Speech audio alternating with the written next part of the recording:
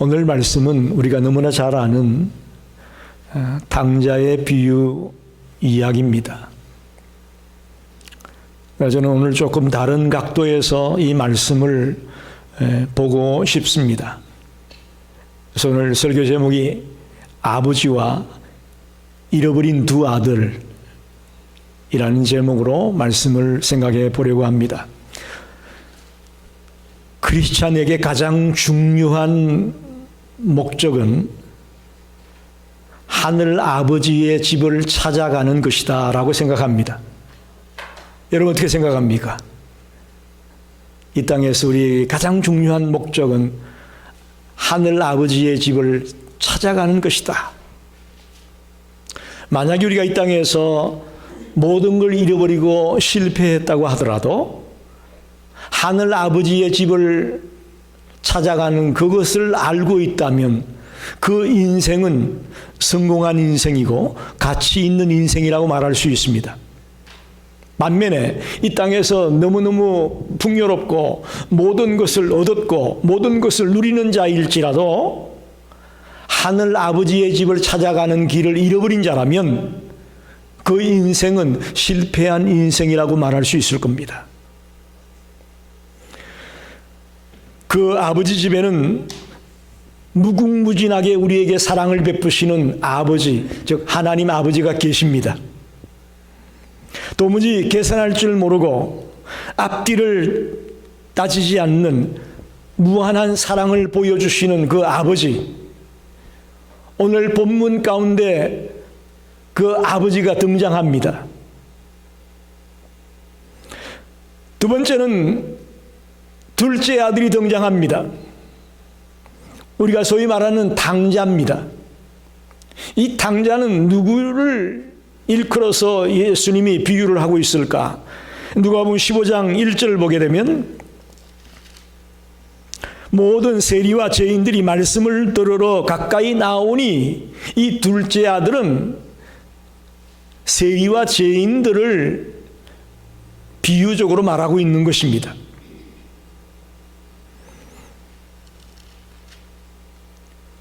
세 번째 등장인물은 오늘 본문의 마지막에 나오는 큰아들입니다. 장남입니다. 이 장남은 누구를 비유하고 있느냐? 2절에 나오는 15장 2절에 나오는 바리새인과 서기관들이 수군거려 이르되 이 사람이 죄인을 영접하고 음식을 같이 먹는다 하더라. 큰아들은 바리새인과 서기관들을 비유적으로 표현하고 있다고 볼 수 있습니다. 그래서 저는 오늘 하나님, 또 둘째 아들, 큰아들, 이 세 인물에 관해서 깊이 묵상하면서 같이 은혜를 나누고 싶습니다. 첫째로 돌아온 둘째 아들을 생각해 보려고 합니다. 둘째 아들은 자기의 몫을 챙겨서 먼 나라로 떠났습니다. 잘 살았으면 좋았을 텐데 그곳에 가서 허랑방탕하게 생활하다가 모든 아버지에게 받은 유산을 다 날려버리고 소위 말하는 알거지가 되고 맙니다. 그래서 그는 할 수 없이 남의 집에 가서 돼지를 치는 일을 했습니다. 또 너무너무 배가 고파서 심지어는 돼지의 먹이를, 돼지가 먹는 먹이를 먹으려고까지 했습니다. 그런데 안타깝게도 그것까지도 주는 자가 없었다고 말합니다. 얼마나 이 둘째 아들이 비참한 나락으로 떨어졌는가를 보여주는 말씀입니다. 이것은 하나님을 떠난 인간이 모든 것을 얻을 것처럼 생각하고 있지만 실제로는 모든 것을 잃어버리는 허무와 절망의 상태에 빠질 수밖에 없다는 것을 잘 보여주는 말씀입니다. 그야말로 하나님을 떠난 인생이 파멸의 길로 들었을 수밖에 없구나 하는 것을 이 둘째 아들을 통해서 보여주고 있습니다. 그런데 이 둘째 아들은 이 극한 상황에서 놀랍게도 아버지 집을 생각합니다. 아버지 집을 생각합니다.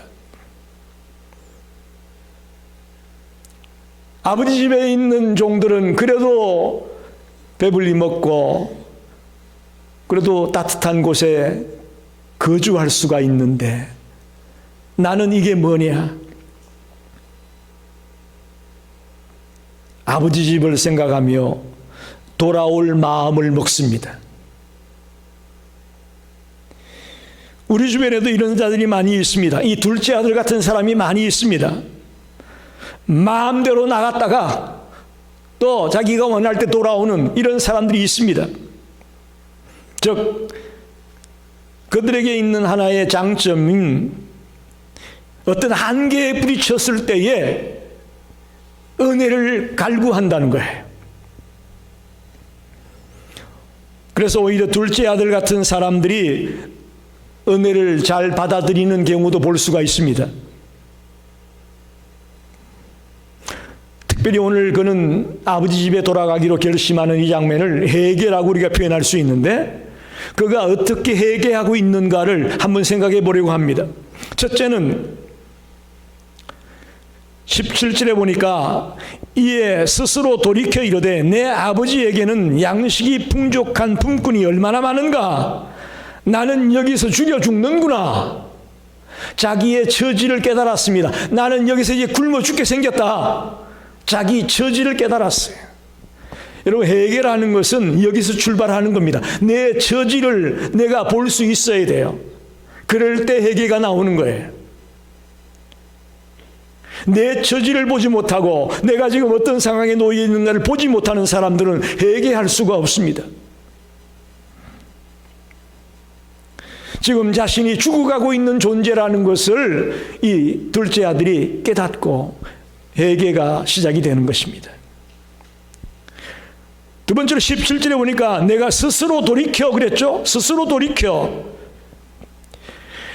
내가 회개하고 싶지 않은데 억지로 회개하는 게 아니고 스스로 내가 회개하고 싶어서 회개한단 말이에요.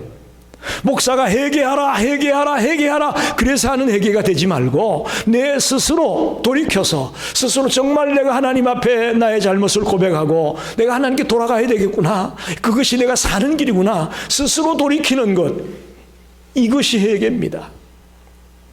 이것이 회개입니다. 타인의 강요 때문에, 체면 때문에 어거지로 하는 회개는 주님 기뻐하지 않습니다. 하나님께 상달되지 않습니다. 세 번째 이 둘째 아들의 회개는요, 의지가 동반되었습니다. 무슨 얘기냐 하면 18절에 보게 되면 내가 일어나 아버지께 가서, 내가 일어나 가서, 그런 말이 나오죠. 의지가 동반된 회개란 말입니다. 우리는 대부분 보면 감정적으로만 회개합니다. 눈물 찔끔 흘리면서 아유 잘못했어요. 그거는 사실 진정한 회개라고 볼 수가 없습니다. 의지가 동반된 회개, 방향을 바꾸는 그것이 회개라는 것이죠. 실천적인 의지가 동반되어야만 그것을 회개라고 보는 겁니다. 또한 18절과 21절에 보면 내가 일어나 아버지께 가서 이르기를 아버지 내가 하늘과 아버지께 죄를 지었사오니, 21절에도 동일한 말씀이 나옵니다. 내가 하늘과 아버지께 죄를 지었다. 자신의 죄를 낱낱이 자복하고 있는 둘째 아들을 보게 됩니다. 여러분, 회개란 자기에게 있는 모든 추하고 더러운 것들을 있는 그대로 주님 앞에 내어놓는 것이 회개입니다. 우리는 가끔 이렇게 기도하죠. 하나님 다 아시죠? 다 아시니까 알아서 용서해 주세요. 이렇게 하고 많은 분들이 계세요. 아니에요. 구체적으로 내가 뭘 잘못했는지, 내가 어떤 죄를 지었는지, 내가 어떤 잘못된 자리에 빠졌는지를 낱낱이 있는 그대로 구하는 것, 그것이 회개입니다. 오늘 우리 성도들이 이런 회개의 자리에 들어가기를 간절히 소원합니다. 도매금으로 그냥 두리뭉실하게 하나님 한 주간 살면서 내가 뭐 이렇게 저렇게 잘못한 것들 아시니까 다 용서해 주세요, 이렇게 대충 하고 넘어가지 마시고 내가 누구하고 얘기할 때에 그 사람의 감정을 상하게 하고 그 사람의 마음을 아프게 하는 그런 말을 했습니다. 내 이 못된 입을 씻어주세요. 좀 구체적으로 디테일하게 회개하자는 말입니다. 마지막 이 둘째 아들의 회개는 19절에 보니까 지금부터는 아버지의 아들이라 일컬음을 감당하지 못하겠나이다. 나를 품꾼의 하나로 보소서. 내가 돌아왔으니 다시 아들로 맞아주세요. 그런 게 아니에요. 이제 나는 당신의 집에 품꾼, 종과 같이 되겠습니다. 라는 겸손함이 내포되어 있는 회개를 볼 수가 있습니다. 아버지의 아들 될 자격이 없으니 나를 품꾼으로 써주십시오. 라고 그는 겸손함으로 회개합니다. 여러분, 회개하는 자는 겸손해야 되지 않겠어요? 너무나 당연한 거 아니에요? 회개하면서 고개를 뻣뻣이 쳐들고 그러면서 회개한다면 그건 앞뒤가 안 맞죠. 정말 낮은 자의 모습으로 난 당신의 아들이 될 자격이 없습니다. 당신의 품꾼으로라도 써주면 좋겠어요. 라고 겸손하게 회개하며 돌아오고 있는 둘째 아들을 보게 됩니다. 그는 자기의 처지를 깨달았습니다. 누구의 강요에 의해서 아니라 스스로 돌이켰다고 합니다. 말로만 회개하는 게 아니라 의지적으로 이 아버지께 돌아가서 실천하게 되는 의지적인 그런 기도를 회개를 하고 있습니다. 또 모든 죄를 낱낱이 고합니다. 뭘 잘못했고 뭘 잘못했고 뭘 잘못했고 구체적으로 고합니다. 그리고는 아버지의 아들로 받아주지 말고 아버지 집의 품꾼으로 나를 받아주십시오라고 겸손하게 주님 앞에 기도하고 있습니다. 아버지 앞에 기도하고 있습니다.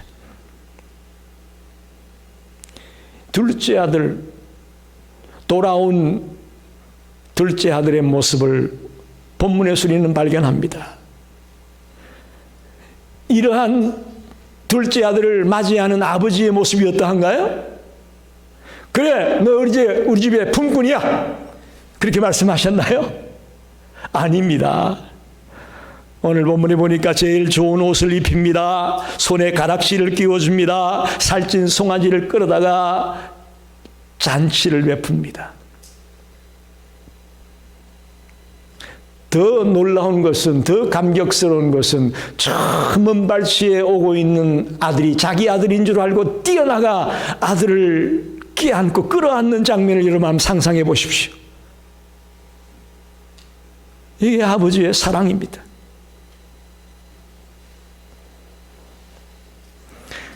하나님을 떠났던 죄인이 죄악의 길에서 언젠가는 돌아올 줄 알고 매일같이 기다리고 있는 아버지의 그 엄청난 사랑을 여러분 한번 생각해 보십시오.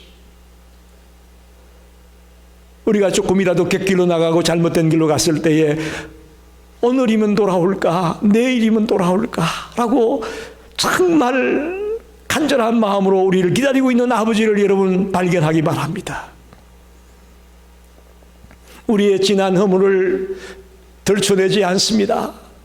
둘째 아들이 그렇게 돌아왔을 때 너 왜 이랬냐 따지는 거 여기 있습니까? 오늘 본문에 없어요. 정말 허물을 들춰내지 아니하고 있는 모습 그대로를 깨안아주면서 맞이해주는 아버지의 사랑을 우리 오늘 발견할 수가 있습니다. 두 번째는 맏아들, 첫째 아들의 불평입니다. 25절부터 30절에 이 첫째 아들의 얘기가 나오고 있는데 25절에 보니까 밭에서 일하고 돌아온 장남에 대한 이야기가 시작이 됩니다. 그래서 우리가 먼저 알아야 될 것은 이 비유가 예수님이 세리와 죄인들을 영접한다고 했을 때에 그걸 비난하는 자가 누군지 아십니까? 바리새인과 서기관들이 그런 예수를 비난하는 거예요.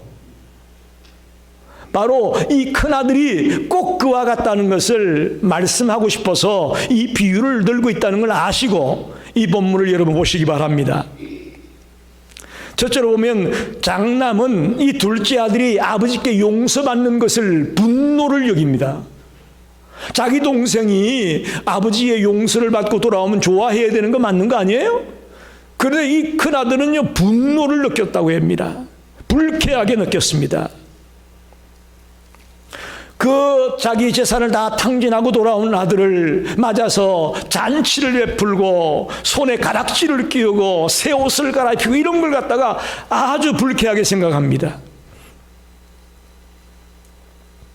납득이 안 된다는 거예요, 자기 생각으로는.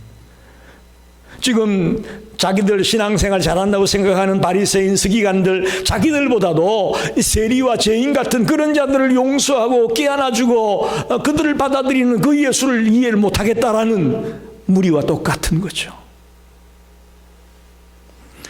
또 이 첫째 아들은 아버지의 간절한 소망과 뜻에 불순종했습니다. 무슨 얘기입니까? 그는 스스로 말하기를 난 아버지 잘 섬겼다 이렇게 말합니다. 29절에 보니까 아버지께 대답하여 이르되 내가 여러 해 아버지를 섬기며 명을 어김이 없다. 나 아버지 말에 다 순종했어요. 아버지 잘 섬겼어요. 이렇게 말합니다. 근데 정말 그럴까요? 아버지가 가장 원하는 건 뭐예요? 잃어버린 동생이 돌아오는 거예요. 할렐루야. 그건 하지도 않으면서 내가 아버지 명령 다 섬겼어요, 아버지께 다 순종했어요 라고 말하는, 노! 아버지가 가장 원하는 건 둘째 아들 돌아오는 건데, 그거는 신경도 안 쓰는 친구가 무슨 하나님의 뜻을, 아버지의 뜻을 섬겼다고 순종했다고 말하고 있나요? 아니라는 것이죠. 이 바리새인들은 자신들의 만든 인본주의적인 규례들은 철저히 지켰습니다. 바리새인들이 만든 그 쎄한 법이 얼마나 많습니까? 성경 외에 자기들끼리 만든 법이 주일 지키는 법 뭐 등등 어마어마하게 많은 부칙을 만들어 놓고 사람들을 얽어맵니다. 그러면서 정작 하나님의 뜻에는 불순종하고 있다는 거죠. 끝으로 이 장남은 말합니다. 29절 중반에 보면 내게는 염소 새끼라도 주어 나와 내 벗으로 즐기게 하신 일이 없더니, 아버지를 아주 인색한 사람으로 설명하고 있습니다. 자기에게는 염소 새끼 한 마리도 주지 않았다고 불평하고 있습니다. 여러분 보세요. 안타깝게도 지금 이 큰아들은요, 아버지를 아버지로 생각하는 게 아니고 주인으로 생각하고 있는 거예요. 종의 정체성을 갖고 있습니다. 아버지를 아버지로 대하지 못하고 주인으로 섬기고 있다는 거죠. 그래서 그들이, 즉 큰아들이 하는 모든 일은 충성 때의 아버지를 사랑하면서 일하는 그런 모습이 아니고, 낮은 자존감을 가지고 피해의식을 가지고 지금 그 자리에 있는 것과 같은 거예요. 여러분, 우리가 오늘 말씀을 보면서 꼭 깨달아야 될 것이 있습니다. 하나님을 아버지로 받아들이길 바랍니다. 하나님 아버지예요. 아버지. 하나님은 나의 주인이야. 나를 심판하고 나를 벌주고 나를 때리고 나에게 무섭게 하는 분이야. 이런 생각이 바리새인과 서기관들이 가득 차 있었습니다. 오늘날도 마찬가지예요. 오늘날도 많은 사람들이 하나님을 그렇게 생각하고 있습니다. 아니에요. 하나님은 아버지예요. 아버지.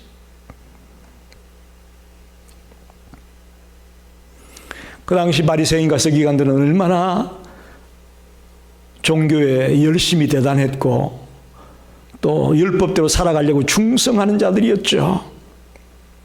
그런데 가장 중요한 사랑을 잃어버렸어요. 오늘 우리 찬양단이 사랑에 대한 찬양을 불렀는데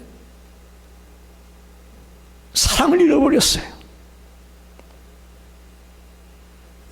그러니까 그들은 오늘 이 큰아들처럼 잘못된 자기 우월감에 빠져 있는 거죠. 오늘 교회 안에 저는 이 큰아들 같은 자들이 많이 있다고 봅니다. 그 옛날 유대 종교인들만 생각하지 마시고 오늘 이 교회 안에 큰아들과 같은 부류의 신앙인들이 너무나 많이 있다는 것입니다. 스스로를 의롭다고 생각하며 죽어가던 영혼들이 주님께로 돌아오면 박수를 쳐주고 격려를 해주고 정말 기쁘게 맞아줘야 될 그들이 오히려 분노하며 불쾌하게 여기며 화를 내고 있는 모습은 아닌지 생각해 봐야 될 겁니다. 점점 바리새인처럼 되어져가는 묵은 교인들이 이 땅에 이 시대의 교회 안에 너무나 많이 있다는 것을 보게 된다는 것이죠. 그래서 저는 오늘 잃어버린 두 아들이라고 하지 않았습니까? 둘째 아들만 당자가 아니라 아버지 곁에 살고 있으면서도 이 큰아들은 당자예요. 우리가 지금 교회에 나와서 주를 믿는다고 말하고 있지만 우리도 잘못하면 당자가 될 수 있다는 거예요.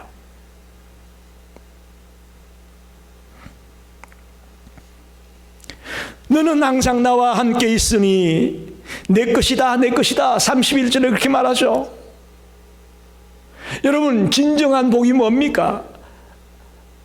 아버지가 돈 얼마 주는 게 그게 복입니까? 아버지가 나와 함께 있는 게 가장 큰 복이에요. 할렐루야.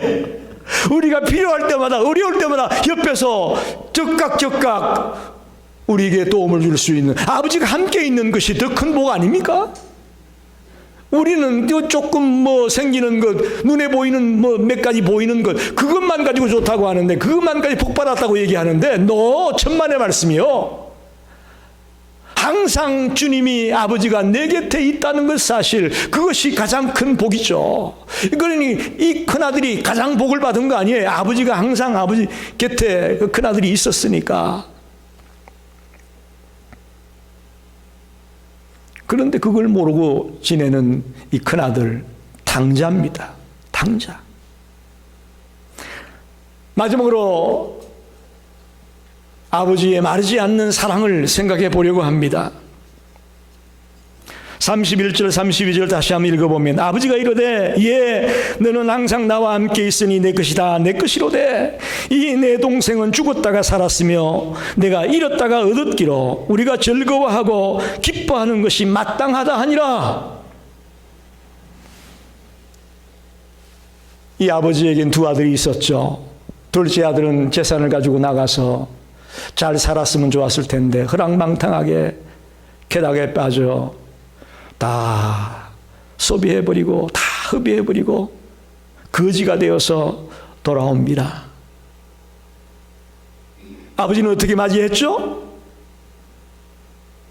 인상을 찌푸리며 아까운 내 돈 왜 다 날려버렸냐 그러면서 맞이하지 않았잖아요. 정말 죽었다가 살아온 내 아들 정말 뜨겁게 그 아들을 껴안고 맞아주고 있는 그 아버지의 사랑을 우리가 발견하게 되죠. 또 큰아들도 마찬가지입니다. 너는 항상 나와 함께 있으니 내 것이다 내 것이다. 동생을 맞아들이지 못하고 있는 그 큰아들에게 잔치에 같이 들어가자. 내게 다 너 거 아니냐. 그러면 큰아들까지도 또 사랑으로 껴안고 품어주고 있는 아버지의 사랑을 발견합니다. 당자라고 하는 말이 영어로 프로디갈 선이라고 하죠. 프로디갈 선. 이 프로디갈이라는 말은 앞뒤를 가리지 않고 헤프게 쓰는 것 이렇게 말합니다. 앞뒤를 가리지 않고 헤프게 쓰는 것이 프로디갈이에요. 다시 말하면 아무것도 남지 않을 때까지 써버리는 거예요. 하나도 남김없이 다 써버리는 거 그게 프로디갈이에요. 티머시 켈러라는 뉴욕의 리디머 장로교회를 목회하다가 은퇴하신 목사님이 계십니다. 그 목사님이 쓴 글작 중에 하나가 프로디갈 갓이에요. 책 제목이 프로디갈 갓이에요. 그 당자의 비유를 자기 나름대로 해석하고 쓴 책이 프로디갈 갓입니다. 왜 그럼 하나님이 왜 프로디갈이냐? 하나님은 우리에게 사랑을 남기지 않고 다 써버린다는 거예요. 할렐루야. 그런 의미에서 프로디갈 갓이라는 거예요. 여러분, 오늘 우울함으로 이전에 나왔습니까? 답답한 마음으로 이전에 나오셨습니까? 이 말씀을 듣는 중에 내가 믿는 하나님이 프로디갈 갓이구나. 나를 위해서는 하나도 남김없이 아낌없이 주시는 분이 하나님이구나. 이 하나님을 만나고 돌아가시길 바랍니다. 이 하나님을 발견하고 힘을 얻기를 바랍니다.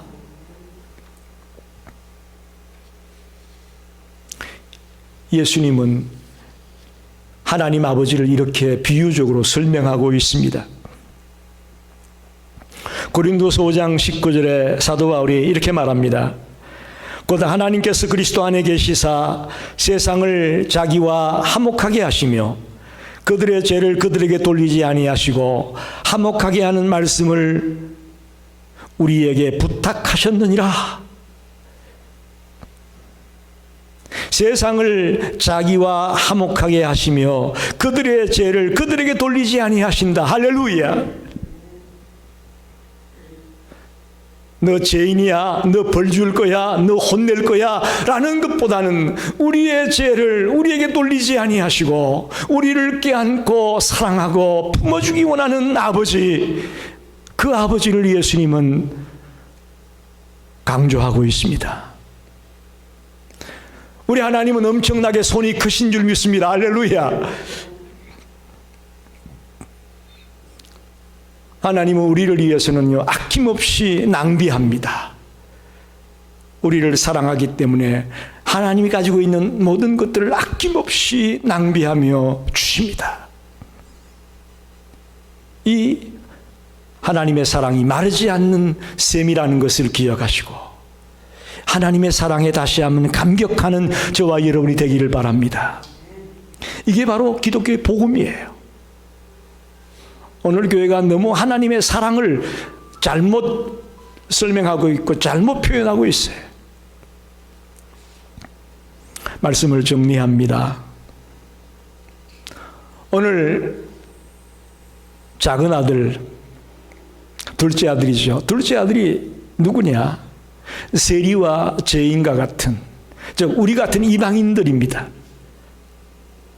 우리들이 불신앙 속에 살아갔었는데 예수 그리스도로 말미암아 주님을 영접하고 하나님의 자녀가 되었다는 것입니다.